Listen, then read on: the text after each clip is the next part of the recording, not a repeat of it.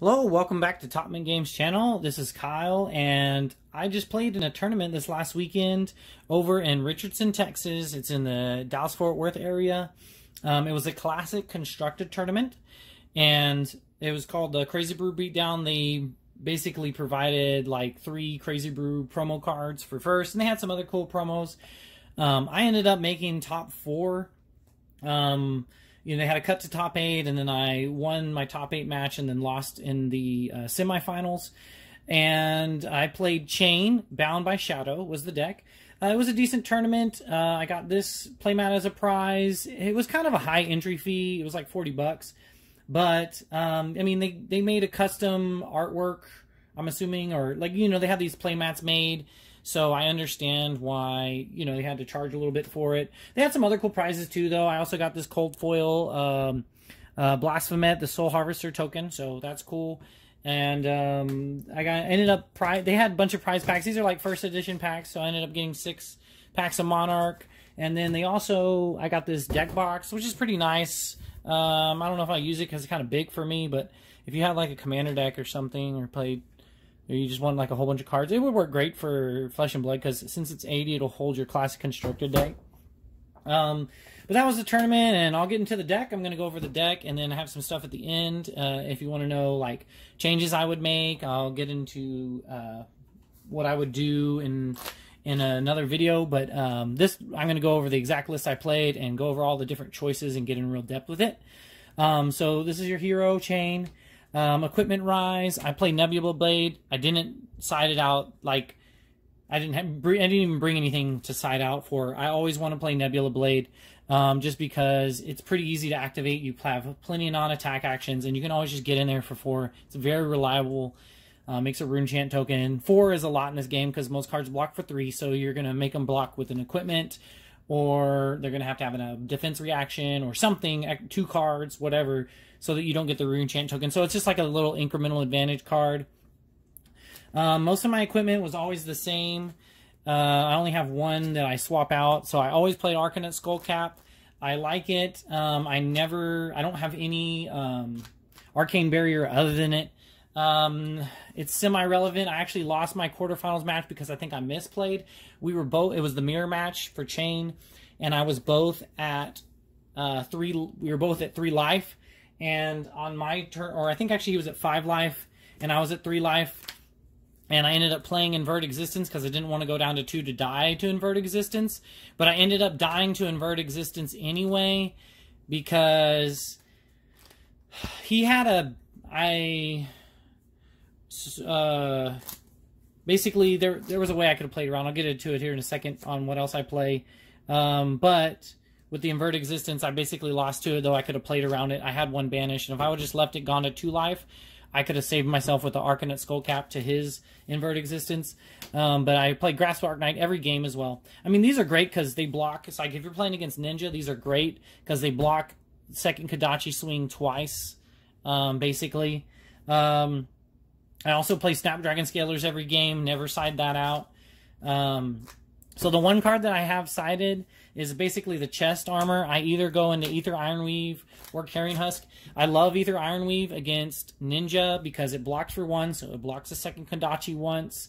You kind of play a grindier game against them and some other decks. So any of my decks where I play the grindy game, I just straight up don't want Carrion Husk because it's going to get rid of another card that you play. But, Carrion Husk is good against the decks that hit big. But in the mirror match, I side this out and I bring in the Ether Ironweave. It helps you win quicker. It can block a random damage, and you won't just, like, slowly bleed yourself out. I might change up that strategy. I don't know if trying to play the long game is correct in the mirror match, but we're capable of doing it. And if you do want to go for that, I definitely recommend taking out the Carrion Husk.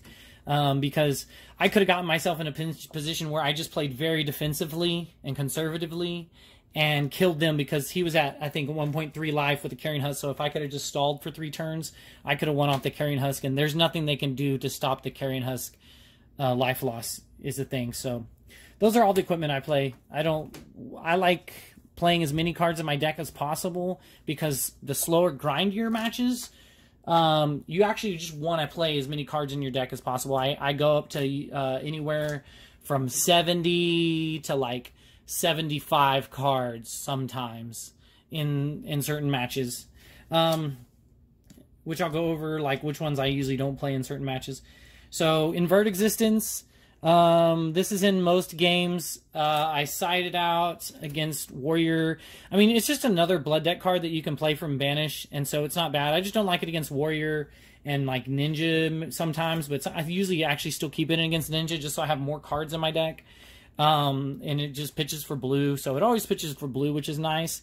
And, I mean, against Warrior, you can just never really play it. I mean, you can still play it. You can banish 2, like, attack reactions or something, but they don't actually play attacks usually in Warrior, so you can't actually deal damage. But you can still legally play it. It doesn't have to banish an attack action card to be able to be played. It just won't deal any damage. But this card, I would keep 3 for sure, because it's like necessary in the mirror match, and it's like one way you can easily win the mirror match, especially with the ability to, at the end of like them doing a bunch of stuff, like when they're out of actions or whatever, and they pass priority to you, or you think they're going to end turn, then you can just invert existence, banish 2 blood deck cards, deal 2 arcane, because most people don't have arcane barrier in the mirror other than maybe the skull cap.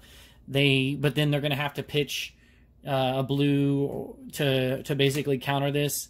But if you get rid of their blood deck cards, then essentially it can deal 4 damage, and you can use it like as a final push to win the game. So this is really good in the mirror match. I wouldn't play any number other than 3. The only other instant we play, so these are the only 2 instants in the deck, is I play 3 Art of War. Best card in the deck. You pretty much always use it to banish an attack action card from your hand. You want it to be one with blood debt, so you can get the bonus of the extra card. And then you draw 2. And then most of the time you do the +1 attack. You don't ever use the plus. I mean, it's the same as the defense, but you never use it for the defense. Using for the plus attack on your turn to just keep going wide. And then sometimes I do the go again mode so that you can have more actions. And I pretty much never ever do the, hey, you can defend with cards from your arsenal until in your turn. Never had that come up in this deck, at least. So I play those cards. For instance, okay, so attacks.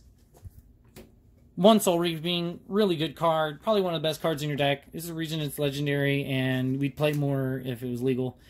But just, it's really strong. Just getting free resources, casting it for free. The only thing that can make it better is if it had Blood Debt and you can play it from your banish zone, but it fortunately doesn't, so you don't want to banish it, but hey, it happens. Sometimes I arsenal this card. Like, if I have a hand, like same with Art of War, if you have a hand that can't utilize like one of your power cards, then arsenal it. And then, so that's why I don't like Springboard Somersault in this deck, which I've seen, because you have too many cards that want to arsenal, even if they don't need to arsenal. And Springboard Somersault is just basically garbage if you don't arsenal it. So I just don't like that card at all, in this deck at least. Other decks it's probably fine. Like Prism, it seems fine since it pitches for yellow. But Soul Reaping, great card. You know, try to maximize that if you can. Let's see. I play 7 Rift Binds. I play 3 red, 3 blue, and just 1 yellow. You don't always play all these. Some match, like pretty much every match, you have a blue and 4 red. And then when you're playing the grindy matches where you just want a bigger deck, then you bring in the other Rift Binds essentially just to go have a bigger deck so that you can like not get exhausted. Because certain decks, their strategy is literally to exhaust you. And so I found the best way to prevent that, like against Ninja or something, is to just have a bigger deck and play a tighter, grindier game where you're like pitching more cards in general and you're not going too ham on the Soul Shackles. Like, again, Bravo's another one. I've won my Bravo match in the top 8 that way. Just played very conservative. Against Bravo, I still had Carrion Husk, though I never actually used it.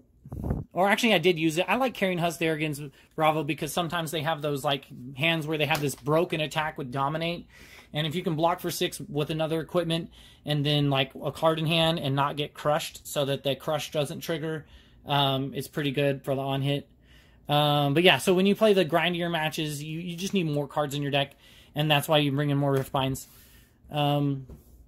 Okay, also we play, I think most of our other attacks are red or blue, if they're only blue. 3 Bounding Demigod red. It's just decent. I mean, you need a certain number of blood debt in this deck to utilize Chane's ability. You know, he makes the Soul Shackles and then they banish. So if you don't have a lot of cards to banish, then it kind of defeats the whole point of the deck, in my opinion. 4 Unhallowed Rites, which is just strictly better. 4 Ghostly Visit, but are 3 and 3. Just play the red ones because they hit for 4. And hitting, like, and Bounding Demigod, if you play it, it hits for 4. Like, the cards that hit for 4 are just so important because they're going to hit and trigger certain effects and or at least just get in for a point. Like, sometimes you win the game by just getting in for a point over and over and over again. Eventually it adds up to 40. And you can put them in bad positions. Like, if they're at 1, then they're just going to lose at that point with all these 4 attacks because then they have to block with 2 cards and you'll just grind them out. This is great, though. I saw some builds that played like yellows of these, which I think is fine. I like that. Like, it's a good card because you can make a really nice, good late game. So I play those. I play 3 Shadowverser. It's a blue pitch. That's all it comes in. It's majestic. But this is like one of the better cards in the deck, too. It's really strong. You banish a blood deck card, which you don't care because it's basically the same as being in your hand. And it gives it go again. It also has blood deck can cast from the banish zone. So it's just really strong. It's just free 2 damage most of the time. Play 3 Mutated Mass. Not a bad card. Like, I think it's fine. Just, it's another card that you can cash from your banish. And it can get there. It can get in for 4 for 1 most of the time. So it's like another Ghostly Visit. But hey, it also pitches for 3. It's terrible to block with, which is probably its biggest drawback. Because all these attacks, at least all of Chane's attacks, block for 3, if not all of his other cards. So I like Mutated Mass. I mean, it pitches for 3. You need a certain number of blue pitch in your deck to make your deck work. Because that way, like, you can get in game states where you need to block with cards in hand, and if you're banishing cards with blood debt, you know, you want to keep a blue. And this is like a fine blue to keep because you don't want to block with it anyway. So there's that. Play 3 Meet and Greet. This is a great card. Swings for 4, costs 1. It usually you can position yourself to give it go again. I notice people don't even, like, especially in the mirror, like, you don't even block any of the arcane. Against other people, they don't always, like, block the arcane because you do such incidental arcane damage. It just feels like a waste to, like, spend a card to prevent 1 arcane. So usually this gets go again, and then it also has an on-hit effect to give you another rune chant if it does hit, so it's pretty good. 3 Command and Conquer. Like, all of these cards I keep in every match, but 3 Command and Conquer, I don't always keep those in. I'm trying to think of matches where I don't like it. I like it most every match, but there's some matches where you don't keep it. I actually have some sideboard notes.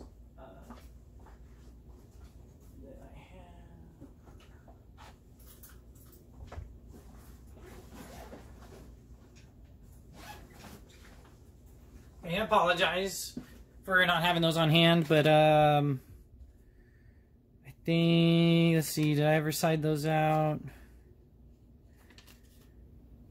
Oh, so against Warrior, like, I don't play Command and Conquer against Warrior. I don't know if that's correct, but just the way everything else, the cards I wanted to fit in, and I wanted to get it down to 60, so Command and Conquer against Warrior was the only deck I didn't have it in against. And then the last attack we play in the deck is 4 Spellblade Assault. So the reason we play this card, I never actually ever played it. I mean, it's cool that you can play it. It costs 2, hits for 2, creates true enchants. But the reason we're playing this card is because it's an attack, first of all. Because I play another card in here where you need to balance the amount of attacks and non-attacks in your deck. So it's nice that it's an attack. It's nice that it blocks for 3. And it's nice that it costs 2 because of Mutated Mass. We don't really have any other 2 costs in our deck other than Command and Conquer, which, like, how often are you pitching Command and Conquer? Because it only pitches for 1. So, like, this is, it just, the numbers on it line up really good where it pitches.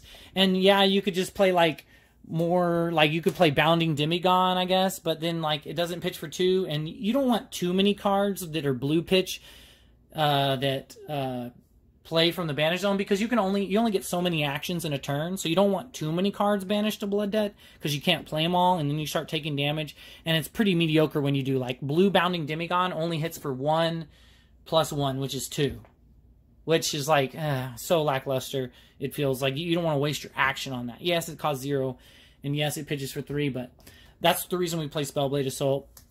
That's all the attack actions that we play in the deck. So, moving on to the non-attack actions.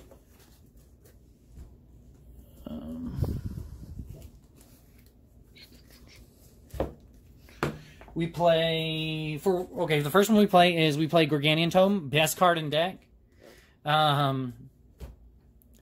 It's just free. Like, it's straight free.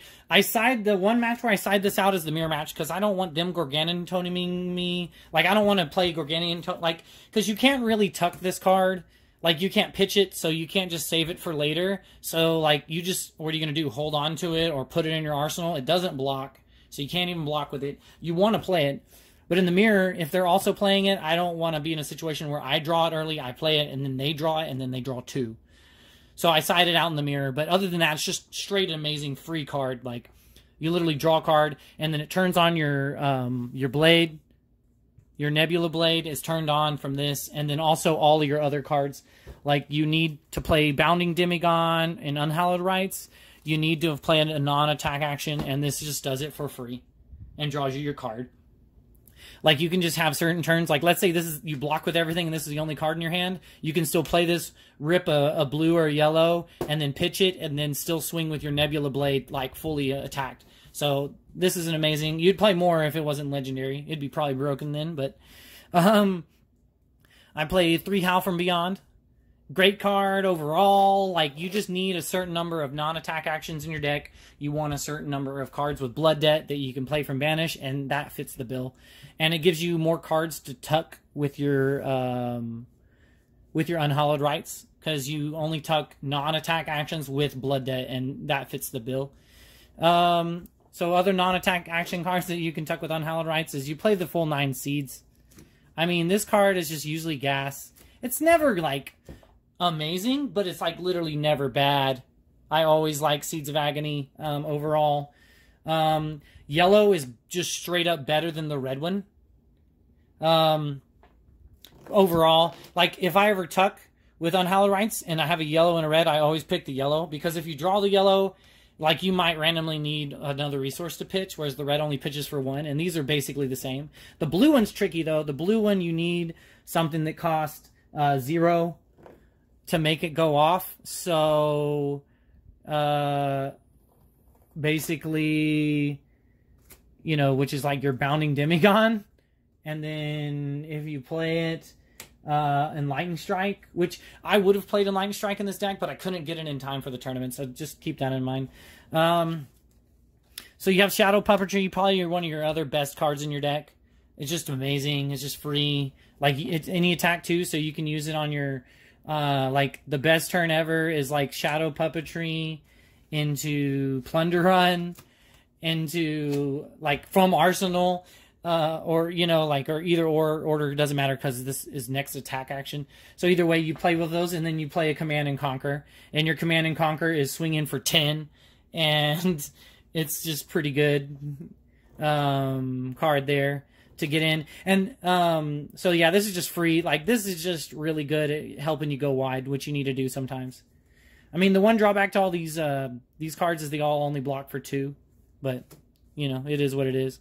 But the Plunder Run's amazing, and something I didn't realize till like the middle of the tournament, so I was misplaying this card for a minute, is it says the next time an attack action you control hits this turn, draw a card. So, like, if you play Plunder Run and then play an attack, and they block the attack in full, then you won't draw a card. But then if you play another attack action and it does hit, then you'll draw the card off Plunder Run. So you want to play this first no matter what, so that, like, every attack that you have is threatening a card draw. So if they block one, you're like, cool, block this one fully too. And they're like, block that. And you're like, cool, another one. And then you play another one that they have to block in full again. And so Plunder Run's really good. I mean, you always want to arsenal it. Sometimes, though, you just play it every now and then just because, like, you just need another attack action, or you're having a big Riftbind turn or something. So you just play, but you almost always want to arsenal this. It's probably like between the Plunder Run, Art of War... That's like you're usually the ones you mainly arsenal. The next card, not everyone's playing this card, but dude, this card is so good. Sonata Arcanix. So I have it in my deck where it's 50-50 attack actions and non-attack actions. So, I mean, yes, there's the instants, but those are like really rare in the deck, especially when you're playing the full 70 cards. And then some matches you don't even have the inverted existence, so you just have these as the whiff. And so I don't play any reactions because I play this card. And so because I play this, you have to lose 3 coin flips. Like, it has to be non, or like attack for this to whiff. Like playing it for 0. So it's literally just like Corganian Tome. It's like, most of the time it's 0. You don't put any into the X. Like, I think I put some into the X like once all tournament. Like, I put 2 into the X so that it would reveal 4 cards. Because then you can maybe draw 2 if you do put 2 resources into it. Because then you can hit like attack, non-attack, and then get 2 cards. Which is awesome. And you'll hit them for 2 arcane. But most of the time, you're just playing it for 0. You ping them for 1 arcane. You draw a card. And it has go again, and it counts as non-attack action to build up your Rift Binds, to build for your Nebula Blade. Like, I don't see why more people don't play Sonata Arcanics in Chane decks. Okay, next non-attack. So, Dimensional Crossroads. So all these cards I keep in like pretty much every match. But Dimensional Crossroads, you don't always have it in. You play Dimensional Crossroads in your grindier matches. The ones where you want to outlast exhaustion or play like a grind game and just chip damage them over and over and over. That's what this is good for. When I have these, that's when I side out. With the exception of Brute. Against Brute, I still just straight up play Carrying Husk. And I've never had issue with that really, because hopefully you don't have... You try to just block with hand if you can before Carrying Husking, or just take the hit every now and then. But you want to Carrying Husk like mid to late game when you're about to win anyway. And at that point, like, who cares about the Dimensional Crossroads? Like, it's already done its work if you played it late game or early game.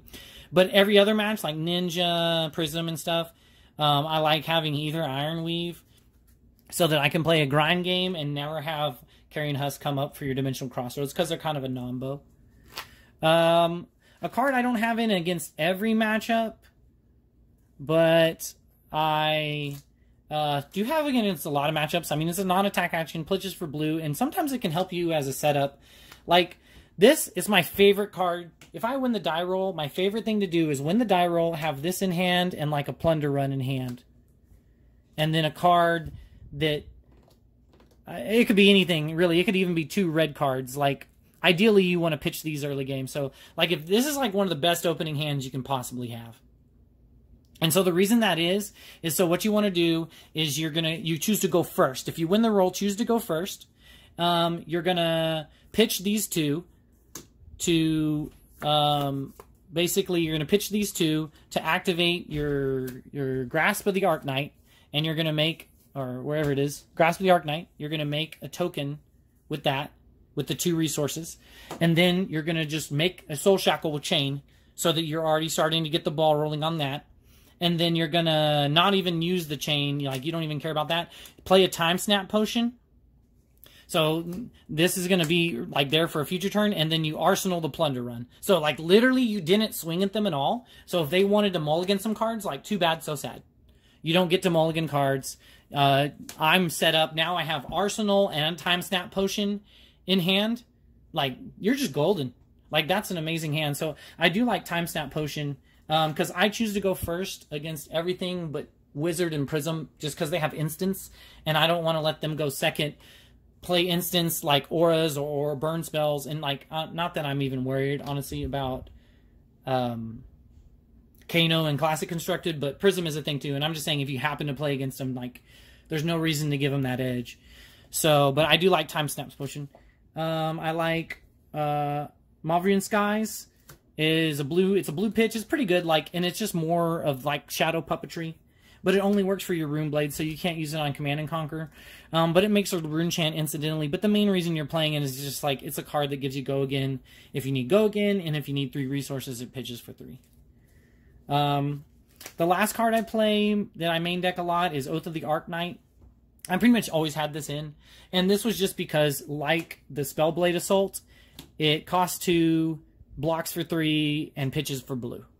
Like, I never actually played this card, but it was nice that it was there. I know I've seen people play Tome of the Arknight in its place, which honestly isn't bad. I might start running Tome of the Arknight after I saw people playing that, because you might actually want to play Tome of the Arknight. Like, Oath of the Arknight, I never actually wanted to play. I mean, the one benefit Oath of the Arknight has over Tome of the Arknight is I don't know if Tome of the Arknight blocks for 3, A, and B, I know it costs 1 instead of 2, so it's less good with your, one card, your Mutated Mass, which is kind of why you're playing this card as well as Mutated Mass, just to have more 2s that you pitch. The last couple cards in my deck is I play 3 Enchanting Melody and a Chains of Imminence. I would have played more Chains of Imminence, but I only could get my hands on 1 before the tournament. So, like, shout out to my buddies Mike B and Dustin for just loaning me some cards. They loaned me free cards so I can make this deck possible. You know, I'm ordering them, but, you know, sometimes it takes a minute to get cards in. It's nice when people can loan you cards. But this, like, it's just mostly for the mirror match, but you can play it against other matches too. Like, I like playing it against Bravo or something where you're like, cool, like, the only thing I'm scared of is, like, a busted Spinal Crush, or like sometimes they'll set up and they'll play that one card that they have. It's a Bravo, card that searches any card. And if you, you can go, okay, cool, and they're like setting up for the next turn, so then you can just Chains of Imminence, or like if you don't want them to, like, you can use it to prevent blocking, but it also costs 0, and then like is a non-attack action with Go Again, so it's good for your Nebula Blade, so it's not bad. Enchanting Melody, okay, so this is why I brought in this card, because some decks hit hard, and you can't play like if you want to defend against Command and Conquer. Right? If you're playing, I bring in an Enchanted Melody against like Bravo and Prism, and also against, let's see, Bravo, Prism, and like, if I'm playing against Brute. Because they're going to try to hit you with one big attack. And this, like, it has a drawback where it says, at the beginning of your end phase, destroy Enchanting Melody unless you've played a non-attack action card this turn. So it's going to proc itself just from the turn you play it. But, like, you have so many non-attack actions, usually doing that every turn. So this is going to just stick around. And so it's just sitting there, and it's just like, cool. If I'm on the offensive and you're blocking, fine. But if you ever try to turn the corner and become on the offensive, like, I'm here to block. Like, this is good. Like, I used this against a Spinal Crush that was, they dominated a Spinal Crush, and it was buffed from something else. It was something busted combo they did. And basically, between Carrion Husk and Enchanted Melody, like, you can stop 10 damage without even using a single card in hand. So then, like, if you block with a 3 or something, then you can, like, stop 13 damage. Basically, just, even though it's, whatever that mechanic's called, dominated, you know? So, I like that. So, I'll go over my side deck plan with you real quick for this build. And like I said, I probably would make some changes to this build. Just go ahead and like and subscribe to the video, and like that way you can see my next one. I'm gonna work on this a little bit more, and I'm gonna have an updated video, mostly because I like all of the other matches like went how I thought they would, and I ended up winning them. But the one match I lost was the mirror match, so I think I want to rethink how I do the mirror match. But here's my sideboard notes, which you're allowed to use per tournament rules. It specifically says you can use sideboard notes, so I did bring sideboard notes.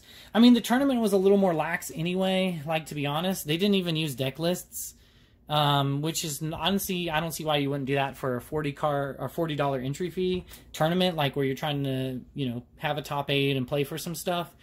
Because, you know, it's like it even came up in the tournament. The dude was, like, saying that, oh, well, you can pre-sideboard. It's like, well, yes, but, like, you could also just play more cards in your deck or something. You know, like, it literally happened to me. I sat down for this one match, and I wasn't mad about it, because, like, I ended up beating him, and it was a really good matchup. He was playing, Bolton. He was playing Bolton, and he literally sits down, and he's just like, he sees that I'm playing Chane, and he's like, oh, I don't have, like, Null Rune gloves. Like, do you mind if I just, like, go to the counter and buy a Null Rune glove to, like, play for this match? And, like, we're already, like, in the middle of the tournament. It's like round 3 or something. So, like, that's the reason you use deck lists, so that people can't just all of a sudden decide that they want to bring in a card against you. But anyway, even if it is an official tournament, the tournament rules specifically mention that you can use sideboard notes. So, So against Bravo, I took out the Ether Ironweave and the Chains of Imminence and the 3 time stop potion. And so if you do the math on that, that still makes it to where I have like a 50-50 on attack actions and non-attack actions. Like I did the math on all these matchups to make sure I still had 50-50 so that when I played my what's that one card? Sonata Arcanix, then you could still basically have a good chance to like pretty much always hit and never whiff. Like you have to literally lose, you have to go like heads, heads, heads, or tails, tails, tails on a coin flip to whiff on that card.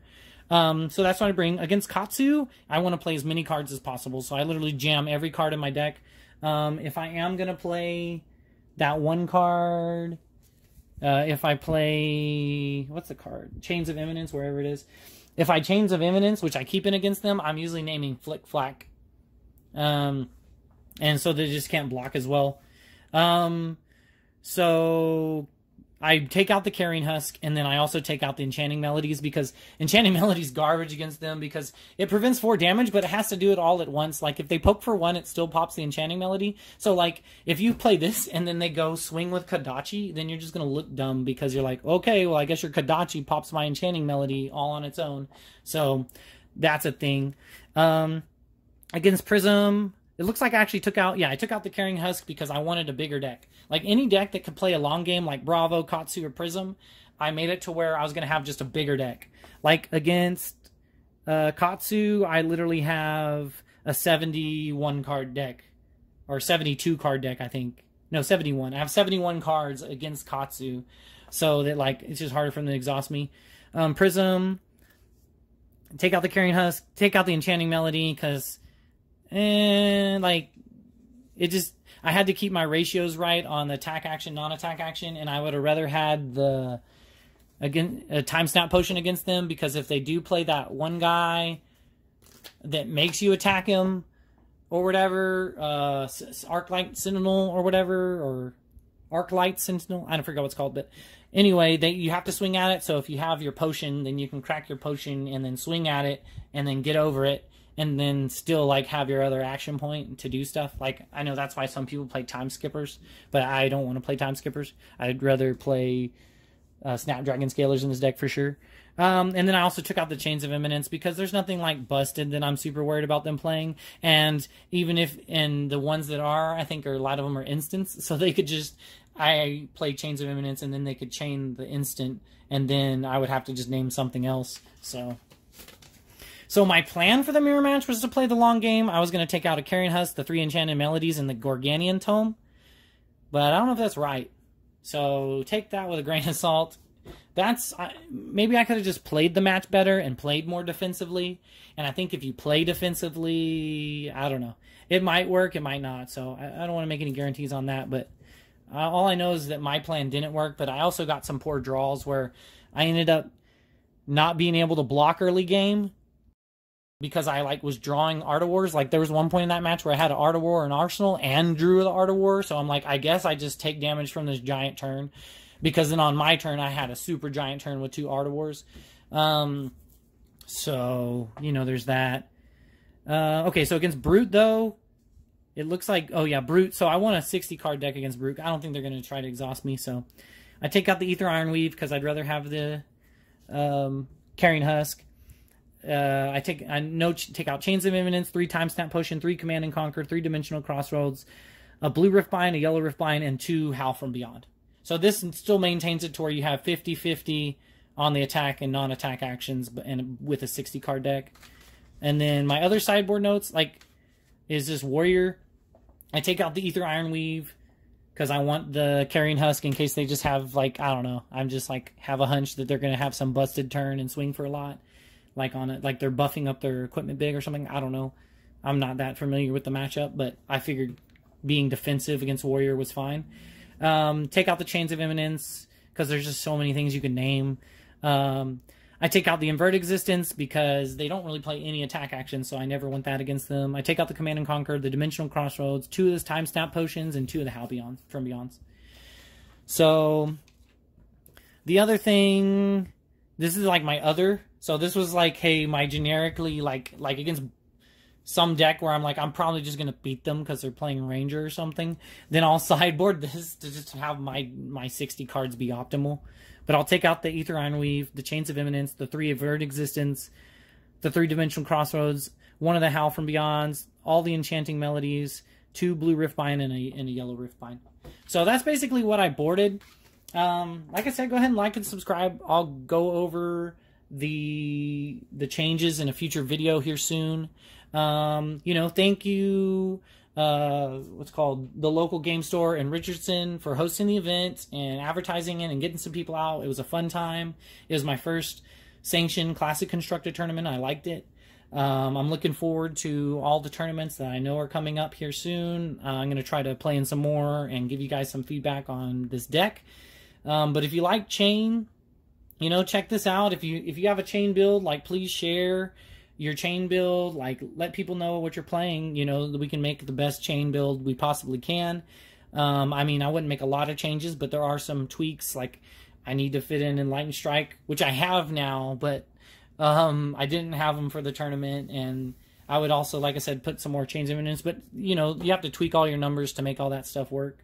So I hope you enjoyed the video, and if you guys are ever, you know, trying to get rid of cards or something, we buy collections at Top Mint Games, so just send us a message and we can get you taken care of, or just go to topmintgames.com if you want to buy or sell from us. Thank you for watching, though. Have a good day.